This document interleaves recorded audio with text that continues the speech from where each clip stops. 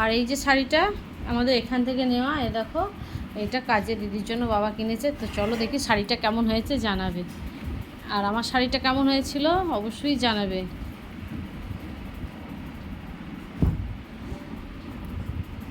ও এটা হচ্ছে হ্যান্ডলুম, বাহ ভালো হয়েছে শাড়িটা তো, বাহ খুব সুন্দর হয়েছে।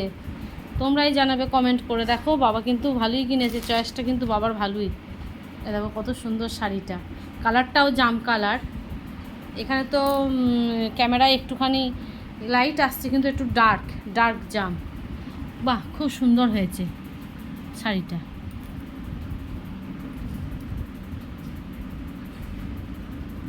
দেখো শাড়িটার দাম নিচ্ছে 800 কত 60 টাকা, 860 টাকা।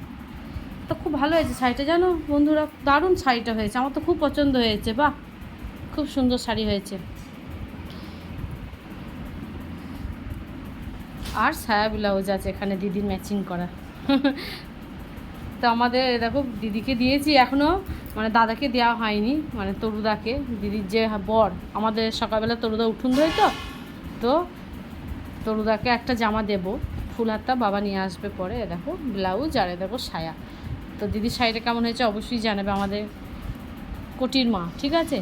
কাজের দিদি বারবার বলতে কিন্তু খুবই খারাপ লাগে, কোটির মা বললে তোমরা বুঝে নেবে। দেখো খুব ভালো হয়েছে শাড়িটা, আমার তো খুব ভালো লেগেছে।